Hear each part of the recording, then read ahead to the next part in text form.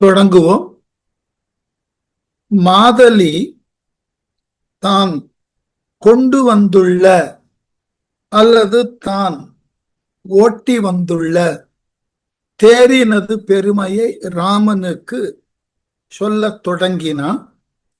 அதன் அடிப்படையில் மூன்றாவது பாட்டு, கண்ணும் மனமும் கடிய காலும் இவை கண்டால் உண்ணும் விசையால் உணர்வு பின் படர ஓடும் விண்ணும் நிலனும் என விசேடம் இலது அகுதே எண்ணும் நெடு நீரினும் நெருப்பிடையும் எந்தாய். இந்த தேரினது இயக்கம் எப்படி இருக்குமாம்? கண்களானது ஒரு பொருளை விரைவில் பார்க்கும். ஆகவே கண்களால் காணக்கூடிய வேகத்தை காட்டிலும் அந்த கண்களினது வேகத்தையும் இது உண்ணும் திறமுடையது. மனமும் கண்களுக்கு அடுத்து இருக்கக்கூடிய உணர்வு மனோ உணர்வு, அது கண்களினது ஆற்றலை காட்டிலும் வெகு வேகமாக செல்லும். அந்த மனோ உணர்வினை காட்டிலும் வேகமாக செல்லும் ஆற்றல் உடையது இந்த தேர். மூன்றாவதாக கடிய காலும், கால்னா காற்று, விரைவாக வீசக்கூடிய காற்றினை காட்டிலும் இந்த தேர் செல்லும். ஆகவே இந்த மூன்றினை கண்டால் உண்ணும் விசையால் இந்த மூன்றினது வேகத்தை இந்த தேரினது வேகம் உண்டு விடும் என்றால் கடந்து போகும். அவ்வளவு விரைவானது. உணர்வு பின் படர ஓடும், அறிவு கூட தன் பின்வருமாறு இது முன்னேறி ஓடும். அதாவது மானுட அறிவினால் சிந்திப்பதற்கு உண்டான எல்லைகளை தாண்டியும் இது இயங்க வல்லது. அதனாலதான் அறிவு பின்தொடருமா, இது முன் செல்லுமா. விண்ணும் நிலனும் என விசேடம் இலது. வானத்திலே இது சென்றாலும் பூமியில் சென்றாலும் வேறுபாடே தெரியாதான். வானத்திலும் பூமியிலும் ஒரு தன்மைத்தாக செல்லும். அதோடு மட்டுமல்லாமல் அகுதே அதை போன்றே எண்ணும் நெடு நீரினும் நெருப்பிடையும் எந்த. நீரிலும் அது செல்லும், நெருப்பிலும் அது செல்லும். இப்ப நம்ம ஆங்கிலத்துல சொல்றோம் இல்லையா, வாட்டர் ப்ரூஃப், ஃபயர் ப்ரூஃப், அந்த மாதிரி 5 பூதங்களில் எதனோடு அது இணைந்தாலும் அந்த பூதங்களினால் வருதற்குரிய எந்த ஒரு இடையூறு இல்லாமல் விரைவாக செல்லும் தன்மை உடையது. நீரும் உளவே,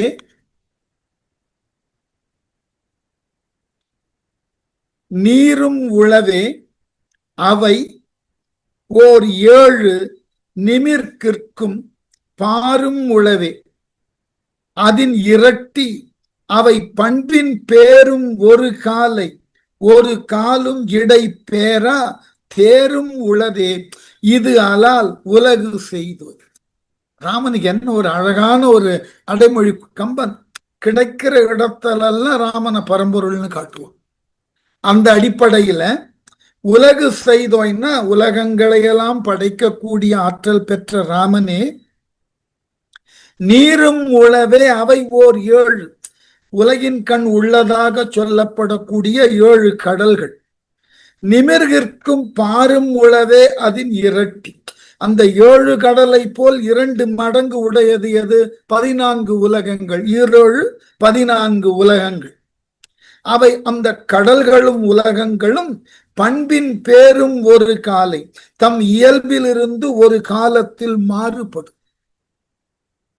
இது அலால் இந்த தேரை தவிர, அதாவது உலகத்துல இந்த கடல்கள் கூட 7 14 உலகங்கள் கூட தங்களினுடைய இயல்பான செயல்களிலிருந்து மாறுபடும். அவைகள் இயற்கை என்றாலும் ஒரு தன்மைத்தாக எல்லா காலத்தும் இருப்பதற்கு வாய்ப்பு இல்லை. அவைகள் தங்களுள்ளே மாறுபடும். ஆனால் இந்த இந்திரனது தேர் இருக்கிறது அல்லவா, எக்காலத்திலும் மாறுபடாதது. இது படைத்த காலத்திலிருந்து இன்று வரை ஒரு தன்மைத்தாயிருக்கும். இனி வரும் காலங்களிலும் இதனது தன்மையை ஆற்றலை மாற்ற இயலாது. ஒரு காலும் இடை பேரா தேரும் உள்ளதே. ஒரு காலத்திலும் தன் இயல்பிலிருந்து மாற்றங்களை கொள்ளாத ஒரு தேர் இது. எவ்வளவு அழகான முரண் பாருங்க. உலகத்துல மாற்றம் என்பது ஒன்று மட்டுமே மாறாதது. படைப்பு காலத்திலிருந்து நாம் பார்த்து கொண்டிருக்கக்கூடிய உலகங்களோ, உலகங்களின் கண் உள்ளதாகிய கடல்களோ, மலைகளோ, அல்லது வான் வெளியில இருக்கக்கூடிய கோள்களோ எல்லாம் காலத்தின் தேவை கருதி அந்த சுழற்சிக்கு உட்பட்டு மெல்ல மெல்ல தன்னை மாற்றிக்கொண்டே இருக்கும். இன்றைக்கு நம்முடைய புவி என்று சொல்லக்கூடிய பூமியை பற்றின கொஞ்சம் ஆய்வுகளை எல்லாம் எடுத்து பாருங்கள்.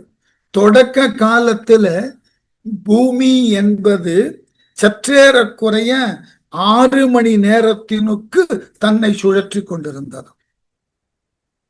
எப்படி? ஒரு நாள் பொழுது என்பது 6 மணி நேரத்துக்குள்ள முடிஞ்சிரும். அது மெல்ல மெல்ல அந்த பூமியினுடைய சுழற்சி வேகம் குறைந்து குறைந்து குறைந்து இப்பொழுது 24 மணி நேரம் கொஞ்சம் நொடிகள் கூடியிருப்பதாக தன்னை சுழற்றி கொண்டிருக்கிறது, மாறிக்கொண்டே இருக்கிறது. இப்ப உலக நிலவியலாளற்ற போய் கேட்டீங்கன்னா கடலின் பரப்பு கூடிக்கொண்டே இருக்கிறதுன்னு விளக்குகிறார்கள். பூமியில இருக்கக்கூடிய நிலங்கள் யாவும் ஒரு அடுக்கிலிருந்து மற்றொரு அடுக்கினுக்கு நகர்ந்து கொண்டிருக்கிறது என்று விவாதிக்கிறார்கள். அப்ப இந்த பூமியானது தோன்றிய காலம் தொட்டு இன்று வரை தன்னுள் சிறு சிறு மாற்றங்களை கொண்டு செயல்பட்டு வருகிறது. ஆனால் இந்த இந்திரனது தேர் இருக்கிறது அல்லவா, அது என்று உருவாக்கப்பட்டதோ அன்றிலிருந்து இன்று வரை எத்தகு மாற்றங்களையும் தன்னுள் ஏற்றுக்கொள்ளாமல் ஒரு தன்மைத்தாய் இருக்கிறது. ஆகவே தேவரும் முனி தலைவரும் சிவனும் மேல் நாள் மூ உலகு அளித்த அவனும் முதல்வ முன்னின்று ஏவினர் சுரர்க்கு இறைவன் ஈந்துள்ள இது என்றான் மாவின் மனம் ஒப்ப உணர் மாதலி வலித்தான். முதல்வ தலைவனே ராமனே, தேவரும் முனிவர் மன்னிக்கணும், தேவரும் முனி தலைவரும் சிவனும் மேல் நாள் மூ உலகு அளித்த அவனும். தேவர்கள் முனிவர்களினது தலைவர்கள், அதாவது சப்த ரிஷிகள். உலகத்துல அந்த நம்பிக்கை இருக்கு, அந்த 7 ரிஷிகளினது வழித்தோன்றல்களாகத்தான் மற்றைய துறவியர்கள் ரிஷிகள் வந்ததாக. ஆகவே அவர்கள் ரிஷிகளுக்கெல்லாம் தலையாயவர்கள் 7 பேர். சிவபிரான் பண்டொரு காலத்தில் 3 உலகங்களையும் படைத்த நான்முகன் ஆகியோர் முன்னின்று ஏவினர், முன் வந்து ஏவினார்கள். அவர்கள் எல்லாம் ஒன்று சேர்ந்து இந்த தேரை உங்களுக்கு கொண்டு தர சொல்லி கட்டளையிட்டார்கள். சுரர்க்கு இறைவன், தேவர்களது அரசனாகிய இந்திரன் ஈந்துள இது கொடுத்தது ஆகும். எப்படி ரொம்ப அழகான ஒரு வார்த்தையை போட்டார் கம்பன். அதுக்கு உரை எழுதினவர் ஒரு வார்த்தையை மாத்தி போட்டார். ஈந்துளது அப்படின்னு கம்பன் எழுதினான். இது இந்திரனினால் கொடுக்கப்பட்டது. தமிழ் மரபுல என்ன ஒரு பெரிய வேறுபாடுன்னா, இந்த கொடுத்தல் என்ற பொருள் படக்கூடிய சொற்கள் 3. ஈ தா கொடு, தொல்காப்பியம் இதை பேசுகிறது. ஈ என்பது இழிந்தவன் கூற்றம். அதாவது பொருள் கொடுக்கக்கூடியவன் உயரத்தில் இருப்பான், மேல் நிலையில் இருப்பான்.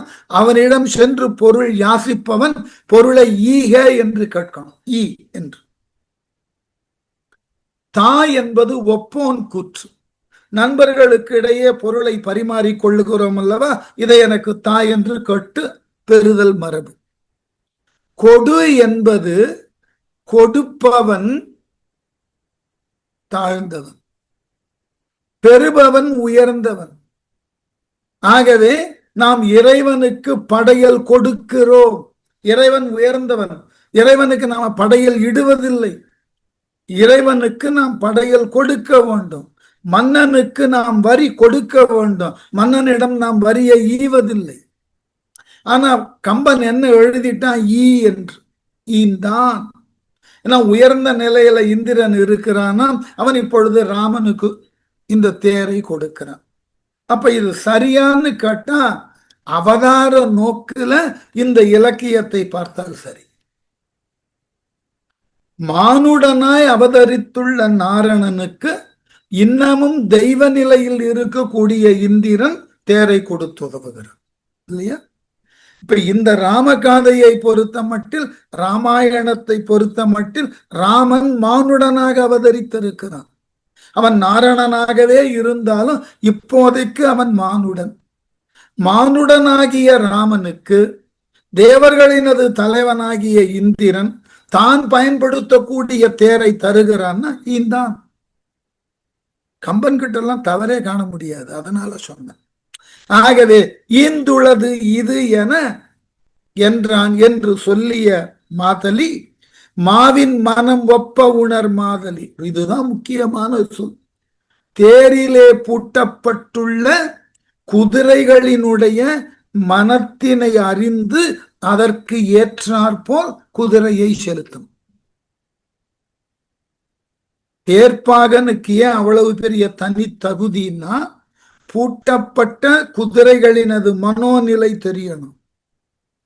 தனது தேரை இயக்கக்கூடிய தேரின் தலைவன் இருக்கான் அல்லவா, அந்த படை வீரன், அவன் என்ன உணர்வில் இருக்கிறான் என்பதையும் தேர்ப்பாக தெரிந்திருக்க வேண்டும்.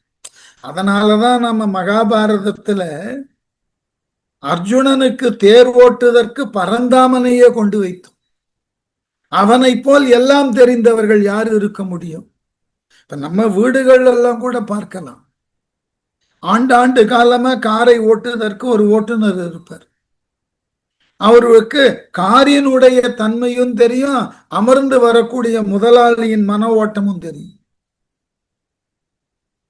அதனால இந்த குதிரையினது மனோநிலையை அறிந்து ஓட்ட வல்லவனாகிய மாதலி தான் கொண்டு வந்த தேரினது பெருமைகளை எல்லாம் எடுத்து சொன்னா ராமனுக்கு ஐயம் நீங்கியது.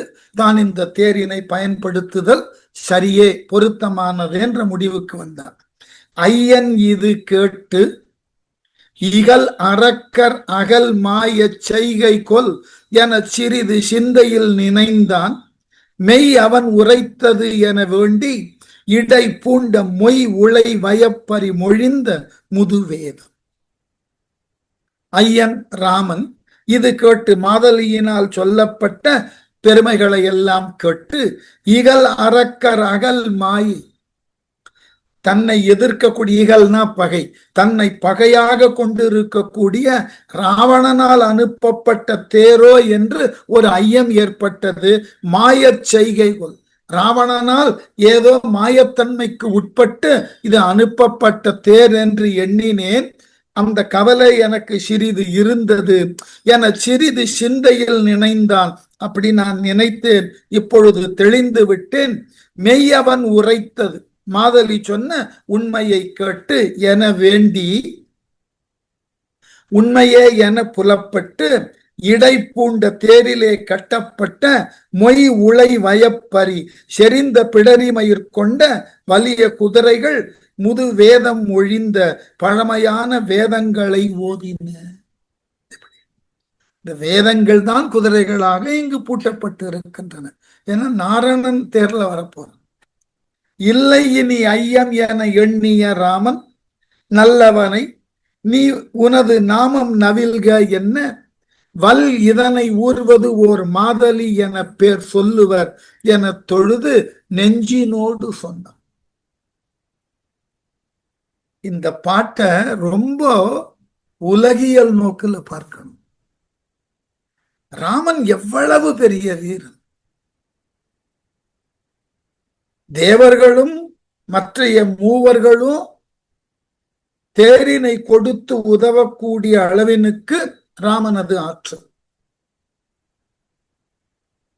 அந்த ராமனுக்கு மாதலி தேர் கொண்டு வரும். சரி, தேவர்களால் அனுப்பப்பட்ட தேர், உடனே தேர்ல ஏறி போருக்கு போகலாம். இப்ப நடைமுறையில் இருக்கக்கூடிய சில நிகழ்வுகளை பாருங்க. இப்ப நாம ஒரு வெளி இடத்துக்கு போறோம், யார் நம்மை அழைக்க இருக்கிறார்களோ அவர்களே நமக்காக ஒரு வாகனத்தை அனுப்புகிறார்கள். நமக்குதான் அவர் வாகனம் அனுப்பிவிட்டாரே என்று அந்த வாகனத்தின் கதவை திறந்து ஏறி உட்கார்ந்து போ என்று ஆணையிடலாம். அது நாகரீகம் அன்று என்று கம்பன் எழுதி காட்டு. உனக்கு பணி செய்யதான் அவர்கள் வந்திருக்கிறார்கள். வந்தவர்களை கூட நீ உன்னை காட்டிலும் அவர்கள் தாழ்ந்து பணியாளர்களாக இருந்தாலும் அவர்களை மேன்மையாக நடத்தணும். ஆகவே அவர்கள் பேரை கேட்டு தெரிஞ்சு, அதுதான் நாகரீகத்தின் உச்சம். உடனே கூப்பிட்டு டிரைவர் வண்டி எடுன்னு சொல்லிடலாம். சரி, வந்தவர் அதற்குத்தான் வந்திருக்கிறார், கோபித்துக் கொள்ளப் போவதில்லை. மாறாக அவரினது பெயரை கேட்டு பெயரை கொண்டு அழைத்து பாருங்கள், அவர் நம்மோடு ஒரு இணக்கமான மனோநிலைக்கு வருவார். இததான் கம்பன் காட்டினா. இல்லை இனி ஐயம், சரி இனி நமக்கு இந்த தேரினுக்கு உண்டான சந்தேகமே வேண்டாம் என எண்ணிய ராமன், தெளிந்த ராமன் நல்லவனை, தன் முன்னே நிற்கக்கூடிய அந்த ஆற்றல் வாய்ந்த நற்பண்பு உடைய மாதலியை பார்த்து, நீ உனது நாமம் நவில்க, உன் பேர் என்ன சொல்லு, உன்னை பாகனே பாகனே நான் கூப்பிட முடியும், உன் பேரை எனக்கு சொல் என வல்லிதனை ஊர்வது ஓர் மாதலி என பேர் சொல்வார். ரொம்ப அழகா சொன்னோம். வலிய இந்த தேரினை ஏறி செலுத்துவதற்கு உரிய மாதலி என்று என் பெயரை மற்றவர்கள் சொல்லுவார். என்ன அழகு பாருங்க. மற்றவர்கள் என்னை மாதலி என்று அழைப்பார்கள் என்று தொழுது வணங்கின மனதோடு மனமாற கூறினான், நெஞ்சினோடு. ரொம்ப ராமன் தன்னை மதித்து பேரை கேட்டானே, அது எவ்வளவு பெரிய அழகு இல்லையா? நாம் கடவுள் பேரை கேட்கறது ரொம்ப பெரிய விஷயமே இல்லை. கடவுள் நம்ம பேரை கேட்கறதுன்றது எவ்வளவு பெரிய விஷயம். கடவுள் தன்மையில் இருக்கக்கூடிய ராமன் நம்ம பேரை கேட்கிறான்னா நம்மை காட்டிலும் பாக்கியசாலியார். இதுதான் அவனுடைய சிறப்பு. அதனால மாதலிக்கு அப்படி ஒரு மகிழ்ச்சி பேரை சொன்னான். மாருதியை நோக்கி இளவாள் அரியை நோக்கி நீர் கருதுகின்றதை நிகழ்த்தும் என நின்றான் ஆரியன் வணங்கி, அவர் ஐயம் இலை ஐயா தேர் இது புரந்தரனது என்றனர் தெளிந்தார். சரி, கூட இருக்கிற மற்றைய படைத்தலைவர்கள் எல்லாம் பார்த்து, இது உண்மையான இந்திரனது தேர்தான் என்ன மீண்டும் ஒரு முறை உறுதிப்படுத்தி கொள்ளுகிறான். மாருதியை நோக்கின அனுமனுக்கு அனைத்தும் தெரியும். அனுமனை பார்த்து இளவாள் அரியை நோக்கி, பின்னர் இளைய ஒளி வீசும் சிங்கம் போன்ற லக்குவனை பார்த்து, நீர் கருதுகின்றதை நிகழ்த்தும் என, உங்கள் மனசுல என்ன இருக்கு சொல்லுங்க, இந்த தேர்ல ஏறலாமா, இதை போர்க்களத்தில் பயன்படுத்தி கொள்ளலாமா, இவன் சொன்ன மாதலி சொன்னதெல்லாம் சரிதானா, உங்கள் கருத்தையும் சொல்லுங்கள். போர்க்களத்தில் இது ரொம்ப முக்கியம். அதனால என்று கேட்க, நின்றான் ஆரியன் தலைவனாகிய ராமன் தேரில் ஏறிவிடாமல் தாமதித்து நின்றான். இவர்களுடைய கருத்தை சொல்லட்டும், தொடக்கத்திலிருந்து இவர்கள் துணை வருகிறார்கள். தெளிந்தார், ஐயம் தெளிந்தவராகிய அவ்விருவரும், இலக்குவனும் அனுமனும், ஐயம் இலை தலைவனே, எங்களுக்கு எந்த சந்தேகமும் இல்லை, இது இந்திரனது தேர்தான், இது புரந்தரனது தேர், இது தேவேந்திரனுடைய தேர்தான், ஏறிக்கொள்.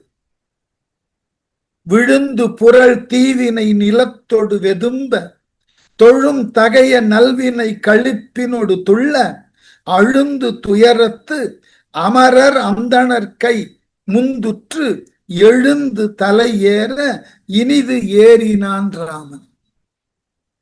நிலத்து விழுந்து புரள் தீவினை, தரையிலே விழுந்து புரளத் தொடங்கிவிட்ட தீவினைனா, தீவினை மண்ணோடு மண்ணாக போகக்கூடிய நேரம் வந்தது. வெதும்ப தீவினைகள் வாடின, தொழுந்தகைய நல்வினை கழிப்பினொடு துள்ள, வணங்கத்தக்க நல்வினைகளெல்லாம் மகிழ்ச்சியால் துள்ளலிட்டன. ஏனென்றால் தீமை அழிகப் போகிறது, நன்மை மேலோங்க போகிறது. துயரத்து அழுந்து அமரர் அந்தணர், இதுகாரும் துயரத்திலே அழுந்து கிடந்த தேவர்கள் அந்தணர்கள் ஆகியோர் கை முந்துற்று எழும் தலை ஏற, கைகளை முந்திக் கொண்டு அவர்கள் தலைமேல் ஏற அவர்கள் வணங்கினார்கள், ராமனை ஆசீர்வதித்தார்கள். ஏறவும் ராமன் இனிது ஏறினான். ராமபிரான் இந்திரன் அனுப்பிய தேரின் மீது போர்க்களம் நோக்கி செல்ல ஏறி நின்றான்.